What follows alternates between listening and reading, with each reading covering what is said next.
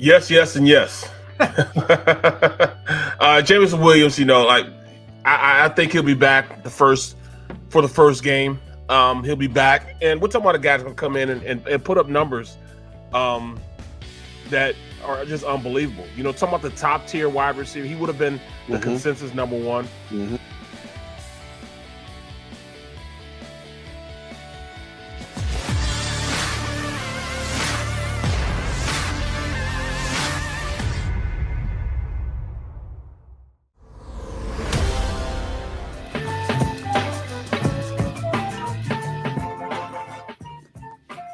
Oh, welcome back in, everybody. Sports Take. Rob Ellis, D-Gun, Barrett Brooks on this Thursday. Looking forward to the NFL draft coming up. So we'll keep that discussion rolling. I do want to get into the Phillies in a second, guys. But let's talk about the receivers. Let's assume that they're not going to make a move for Deebo Samuel. Always dangerous to assume things with the Eagles, but let's just do that for our purposes. Let's run through it here because you have some interesting names here when it comes to the wideouts that could be available. Now, I'm not saying these guys are going to be there at 15 when the Eagles are selecting, but let me just throw you a couple names here. So, again, the Eagles have 15 and 18 in the first round, 5 picks in the first 101. So they have a lot of picks early, despite trading away one of their first rounders. You got Jameson Williams out of Alabama, kid who would have been the consensus, not even a thought number one, but he blows out his knee and not sure if he'd be able to start the season for you because he blew it out late. I think it was January. I forget the exact National championship game. So he 6'2", 179, 4.48, 40, 79 catches, over 1,500 yards, 15 touchdowns. A monster. You got Garrett Wilson from Ohio State, runs a 4.3, 40, 70 catches, over 1,000 yards, 12 touchdowns. Chris Olave, his teammate, 6 foot, $187, runs a 4.39. Big game, big season for him as well. 65 catches, 13 touchdowns. Then you got some real big dudes. Traylon Burks from Arkansas, 6'2", 225, still runs a 4.5, over 66 catches, over 1,000 yards. Drake London, another guy with an ankle injury, runs a 4.5. He's 6'4", 220, 88 catches, by the way, guys, for 1,000 yards, 7 touchdowns in 8 games. You got Jahan Dotson out of Penn State. I'm sure a lot of people around here saw him. 6'1", 178, 4.43, 91 catches, 1,100 yards, 12 touchdowns. I'm throwing some at you, but there's a lot more than that. Any of these guys jump out at you guys? Any of these guys you look at and say, man, they'd be a perfect fit for this Eagles team? Yes, yes, and yes. Jameson Williams, I think he'll be back for the first game. He'll be back, and we're talking about a guy that's going to come in and put up numbers that are just unbelievable. Talking about the top tier wide receiver, he would have been the consensus number one. And I still think that he'll be there around 15 when the Eagles are going to pick, just because he does have an injury. And I think that at this point, the way his rehab is, he'll get a clean bill of health going into training camp, and he'll be good to go. So that's easy money to pick up a guy. If he's sitting there, that's easy money to pick that guy up.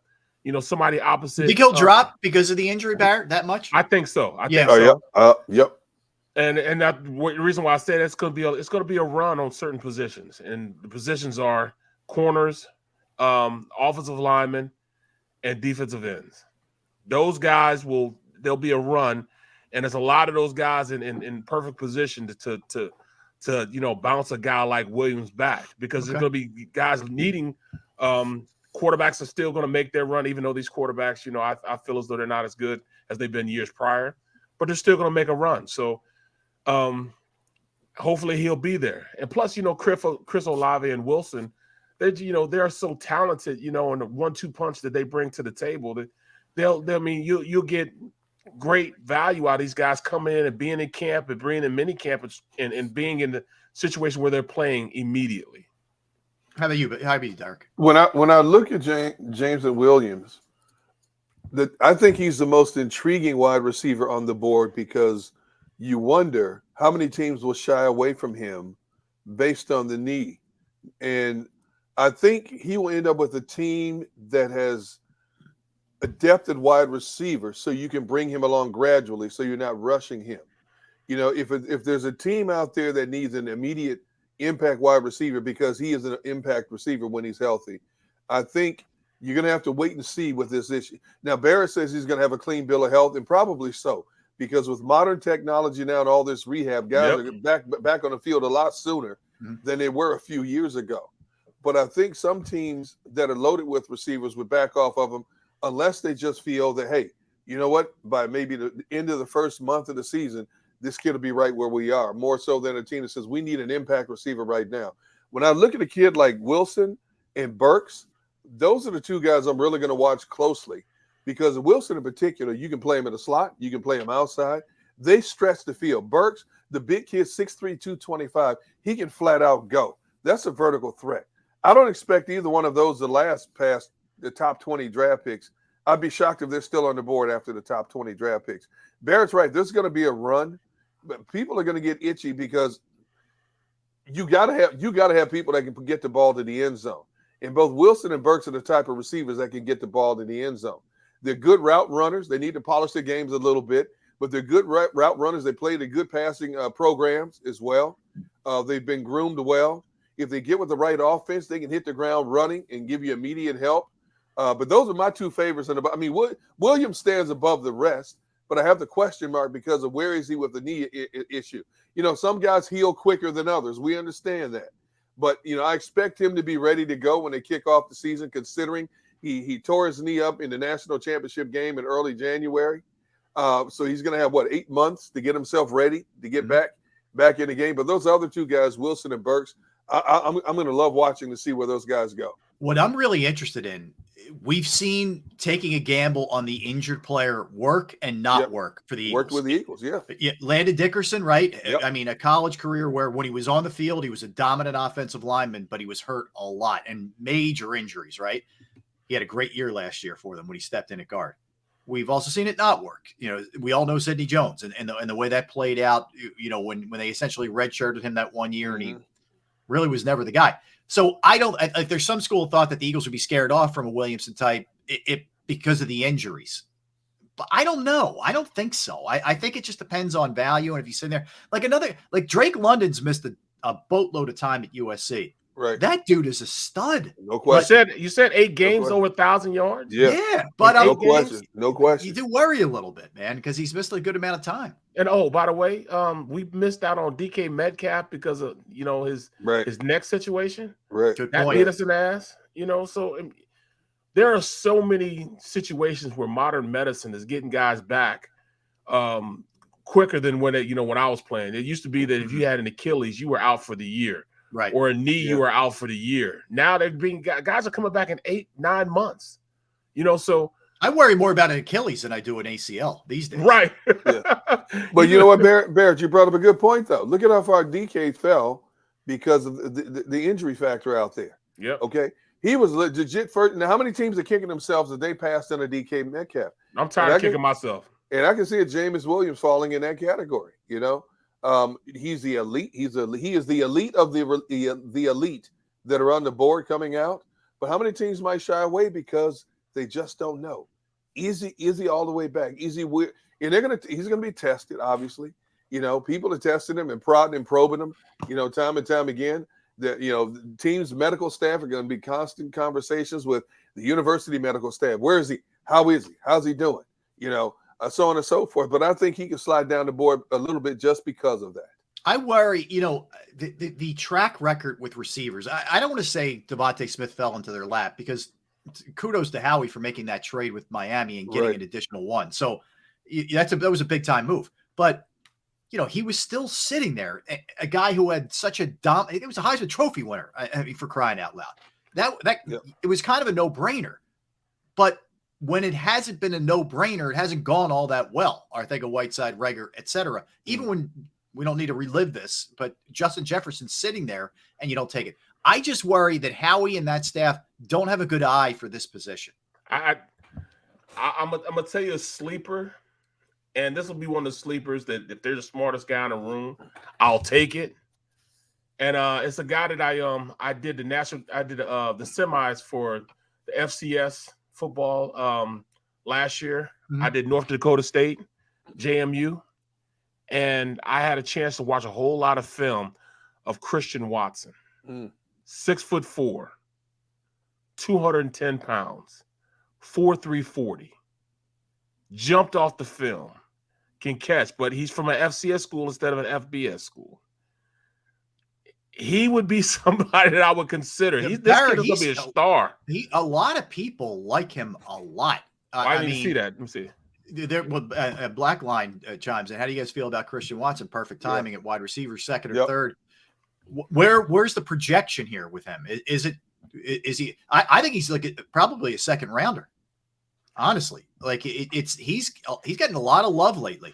I think he's jumped up to first. I think he's late first. Really, first round. Yeah, okay. He showed something, that I mean, breakaway speed, catching, his ability to be a return man on special teams.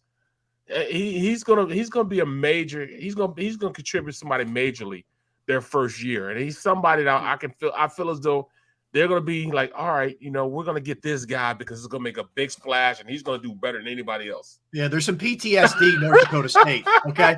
Ball 316, no more North Dakota State. I'm good on that. I can't blame him. I got to be honest, it's totally irrational, but I feel him on that one. Right. I'm not kidding. Absolutely, man. Like, I still like, so somebody brings up Wentz, I'm like, right. I'm feeling a little bit of that. But when you look at a kid like Christian Watson, though, here's a kid that can come in and be a number 3. But all of a sudden, if his play lives up to the expectation, he can easily elevate to a number 2. Yeah. In a lot of offenses, because of his size, his agility, his pass catching ability, his great hands. I only saw the kid play once, and so obviously Barrett calling the games got to look at him a lot more. But here's a guy you don't have to put a lot of pressure on him to be what you want him to be in the long run. Now, by midway of the season, if he is everything you expect him to be, all of a sudden he's starting to get headlines and starting getting his name mentioned a lot more in various television programs and all these football shows that are out there. And now he's going to start turning heads a lot more. Well, so, he's an intriguing player. No, but as far as the way you look at this, is there a danger in looking at it and saying, all right, his complement on the other side, Smith, is on the smaller side. We have to draft the big guy. Or do you just say, who's the best player available at this position if you're the Eagles? See, that's where I don't know how they're going to be thinking. Best player available, they haven't been a best player available type of team. Not to me. I mean, if it was best player available, we wouldn't have Jalen Reagor right now. Mm-hmm. You know what I mean? We wouldn't have had Minnesota, standing up and having a standing ovation, if it was best player available. So we know that's not the case. Yeah. Even in the second round, we probably wouldn't have gotten Landon Dickerson. We probably would have gotten Asante Samuel Jr. You know what I'm saying? So they're not a best player available. I think that Howie just relies mostly on his gut, you know what I'm saying? And a lot of the times, going with his gut, and now he's starting to listen to Andy, they might make a splash, man. I mean, say what you want to say about last year. They had 4 picks hit that played last year. Running back, O-line, D-line, and receiver. 4 guys hitting those 4 first rounds. I mean, 4 rounds. So I love it. You know what I'm saying? I enjoyed that draft. I was kind of questioning Landon Dickerson at the time. I was too. Everybody did. Yeah. And I thought we needed a corner as opposed. We still need a corner because of that. Well, what worried me about Landon Dickerson was for a young dude to have the amount of serious injuries he had. I'm saying he's going to the NFL against bigger, stronger guys now, and he couldn't hold up against college guys. How is it? And look, I hope I'm wrong. He had an unbelievable rookie year for them, and he looks like a find. I mean, that's the strength of this team. I mean, they have an offensive line. If everybody's intact, with Lane Johnson and Landon Dickerson and Jason Kelsey and I mean, they have and a little bit of depth right now, unless Dillard, which is a distinct possibility, gets traded draft night. That's the strength of this team, and you got to build off of it. Yeah, well, you said that right there. And please don't say it's my fault, but I'm seriously thinking that's what's going to happen. Dickerson is on the board to trade, and he's going to garner a lot of attention. Dillard. I'm sorry, Dillard. Yep. A lot of attention going Dillard's way. Well, kudos to Jeff Stoutland also for identifying that You know, Dickerson struggled a little bit when he played on the right side.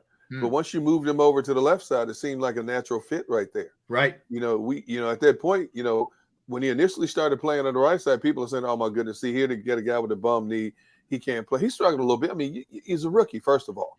What rookie hits the ground running, playing lights out, playing at a Pro Bowl level? Besides Barrett. Wait, I didn't play at a Pro Bowl level. Did Barrett actually say me? Yeah, I know you started right away, but okay. Well, let me focus, hone this into you, Barrett. You started right away. How much was your head swimming initially until it started, and how long did it take to smooth out until finally it seemed natural, more so than inconsistent? It took at least, you know, almost halfway through the season. Exactly. To me, it took halfway through the season before the offense trust me enough that they could call the offense regularly. Right. You know what I'm saying? And I really thought that halfway through the season, they'd start calling and helping out Anton Davis on the other side instead of trying to help me on the left side. Interesting. You know, so, you know, it was one of those things where here I am, I'm a rookie, and I got a tight end my side because they don't want to just sit me out to the wolves. I'm going against, you know, Mr. White. I'm going against Derek Thomas and all those guys. But then I saw halfway through the season, they started calling plays where the strong side ended up being the right side, where they keep the tight end on his side to help him out more so they're helping me. And that's when I knew that, all right, things have slowed down enough that now Gruden trusts me enough to block one-on-one against these guys as opposed to always sending protection my way. All right, let me throw this one at you. This comes from Vincent. Love the show. Any thoughts on Malik Willis coming here? First off, will he still be there at 15? No. I don't think so either. But if he was, do you think it's a possibility they would do it? And do you like him? Played at Liberty, by the way, for people who don't know. Big boy. Well, not big arm. He's not a tall guy. Big arm, yeah. Big arm. Huge arm. High ceiling as far as potential. As far as athleticism. He's a Jalen Hurts with a stronger arm. Yeah. Just not as big as Hurts is for his thickness and body size. I don't think so. In fact, I don't think that they would take a chance on him. Would I like him in the locker room? I mean, I wouldn't be mad if they did draft him. But he's not a guy that's not going to play right now. We're talking about a guy that's still a developmental player. You know, kind of like the situation that's going on in San Fran. In fact, it's exactly the same situation going on in San Fran. Yeah, Trey Lance. You know, and that's why I don't think they're going to trade the starter. I think he will be there because they don't quite trust Trey Lance to be the starter. Yeah, it's a weird situation. Like Garoppolo was almost saying like goodbyes after the season ended. Well, if he hadn't got hurt, he probably would be gone. But since he got hurt, his value wasn't as such that they were going to trade him because, like, all right, we'll just keep him here. It's not like we're paying, Lance a lot of money. Right. We'll just keep him here. Yeah, it still seems awkward. I think taking Malik Willis goes against what the Eagles have told us, that they're committed to this other young quarterback right now. You know, you send a mixed signal like that, and then you have more controversy in camp than you know what to do with. Jalen Hurts doesn't need when that. have they cared about that, man? I understand it, but they don't need that right now. If you're going to develop this young man, you need to hone in on babysitting him right now. Yes. You know, draft another quarterback, a quarterback you want to develop in rounds 5, 6, 7. You got enough draft capital. Do that and see what you might find. See if you find a diamond in the rough down the road, in the draft. But you draft a quarterback like that high. We're in Philadelphia. What happens as soon as you draft him? The controversy begins. They're not going to do that now. Howie doesn't want to answer those questions. Yes, Howie doesn't want to answer those questions. Jeffrey doesn't want to answer those questions. Nick Sirianni doesn't want to answer those questions. That would be, how many national media would descend upon Philadelphia just to talk about why'd you take another quarterback that high? Yeah, you're right back in that boat. Exactly. Yeah, you're right back there. They there. don't want to do that. That's the last thing they want. No, and the Eagles are in a very unique position right now because they're not paying their quarterbacks anything. No, I mean, you have no. Minshew making nothing, backing up Jalen Hurts, who's making, by NFL standards, nothing. Like it's a time you should be able to take advantage of this. The Eagles did it before Wentz signed his new deal, but they're just Minshew. Yeah, even one game against the Jets and everybody's in love with Gardner Minshew. Right. I mean, no, I think they're in love with him more so because of the antics after the game in the parking lot with his father, hugging his dad in his bomber jacket, in his Top Gun jacket. Pumping We're the talking fist. about Seth. That burnt Seth up to no end. Seth was so pissed off. You mean this guy better act like a backup? He's the backup. He's the freaking backup. Why is all this attention on him? Oh man, Seth was so pissed about that, man. I didn't see anything about it, but I wouldn't think anything about it until a week later. I heard that he went in to say, "What, how can I?" That's what bothered me. I don't care that he's hugging his dad. Whatever. Right, That they have live it up, man. I mean, why not? But that was his Super Bowl, right? That was no doubt, Gunner. Yeah, but to do the whole, hey, I'm the guy. Yeah, come on, man. That to me is a little bit weak. And look, everybody handled it right. The beauty is, I really don't think Jalen Hurts is he's not like Wentz. He's not sensitive like Wentz in that sense. I really don't believe. I think he's very dialed in, man. And the outside stuff is just noise to him. As it should be. Yeah. You know what I'm saying? He's hyper-focused, He understands that, all right, no matter what I do, I can go out there and win 15 games. They're still going to treat me the way they're treating me. You know what I'm saying? So I might as well just leave it alone, let them do what they want to do. But I'm going to go out there and take care of my business. All right, let's play at the level. Let's take care of our business. Let's get a quick time out here. We come back to the Sixers, man. And Keith Pompey is up. He's in the Great White North right now. Hey, man. Xander keeps telling us that these commercial breaks are 3 minutes. This is the fastest 3 minutes I've ever seen in my life. I barely have time to swallow a piece of beef jerky. I almost choked on one beef piece last second. Hey, Xander, man, you better take time these commercials better, man. It's not 3 minutes. Let's get Gunner a wambulance, man. There's a lot of crying going on. Hey. All right, so quick time out. Let's see if Derek is still with us when we come back. If he didn't have any beef jerky issues, we'll see about that. Barrett, don't go anywhere. You don't go anywhere. Tell your friends, smash the like button. We come back from the Philadelphia Inquirer covering the Sixers. Keith Pompey.